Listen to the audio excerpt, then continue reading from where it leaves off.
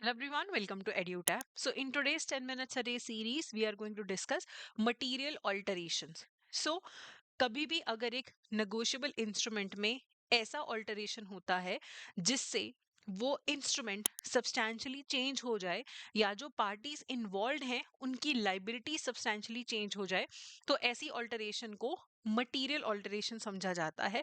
फर्क नहीं पड़ता कि इस टाइप की ऑल्टरेशन से पेई को बेनिफिट हो रहा है या नुकसान हो रहा है, मटेरियल ऑल्टरेशन ही माना जाएगा।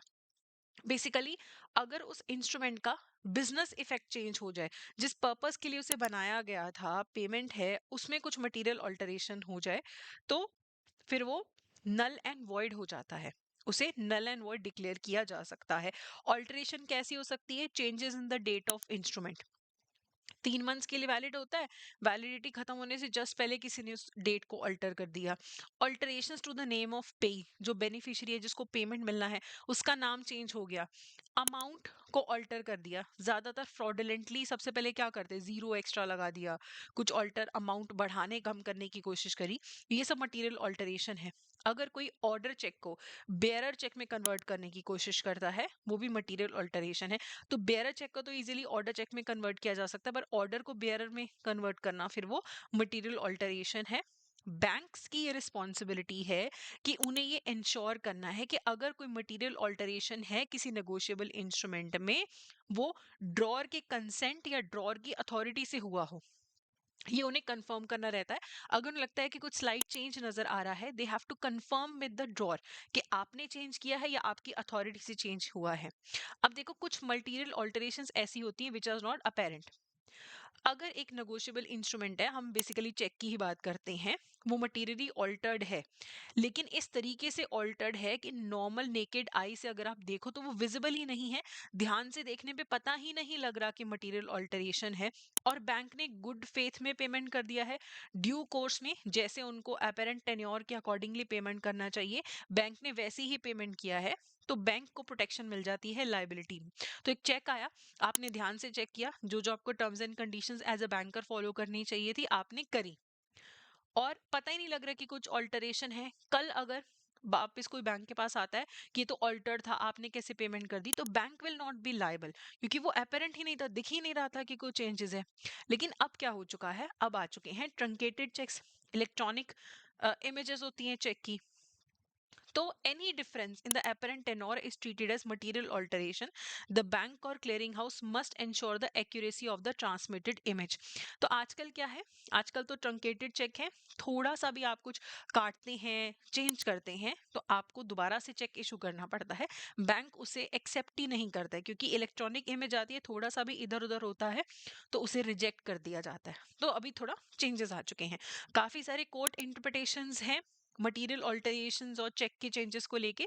एक केस था bank of Maharashtra versus automotive engineering. इसमें सुप्रीम कोर्ट ने रूल किया था कि बैंक्स ऐसी ऑल्टरेशंस के लिए लायबल नहीं है जो अनडिटेक्टेबल हैं, कि आंख से देखने पे नजर ही नहीं आ रही हैं, और बैंक ने प्रॉपर गुड फेथ में पेमेंट कर दिया, तो bank is not liable for any kind of alterations और पेमेंट्स जहां पे पता ही नहीं लगता देखने पे।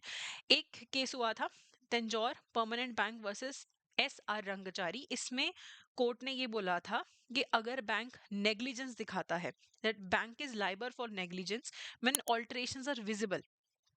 ड्रॉर ने ऑथेंटिकेट किया नहीं था, तब तो ट्रंकेशन सिस्टम आया नहीं था, 1959 की बात है। तो अगर दिख रहा है आपको कि कुछ ऑल्टरेशन है, बैंक को ड्रॉर को पूछना चाहिए कि आपने ऑल्टर किया है, आप कंफर्म कर दो, नहीं तो हम फिर चेक कैंसिल कर दे। लेकिन बैंक ने ऐसे पास कर दिया, उन्होंने नेग्लिजेंस दिखाई, तो बैंक लायबल होगा। एक केस था Bareilly bank limited versus Naval Kishore 1964 का।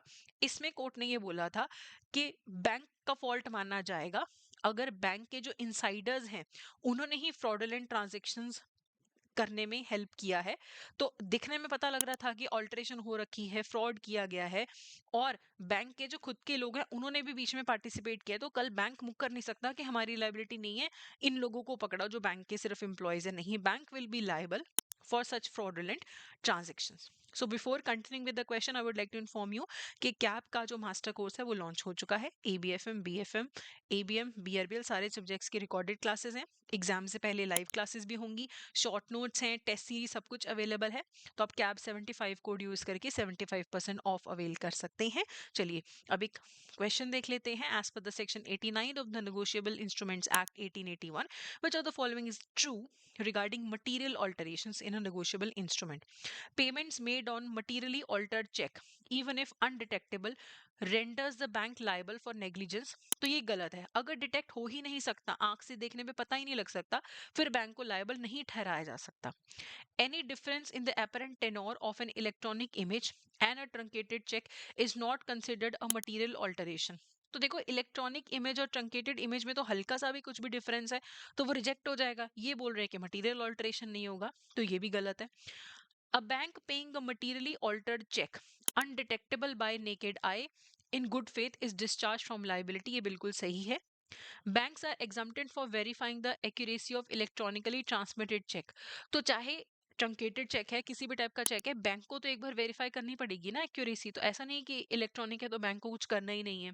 तो यहाँ पे करेक्ट सिर्फ ऑप्शन आपका सी है.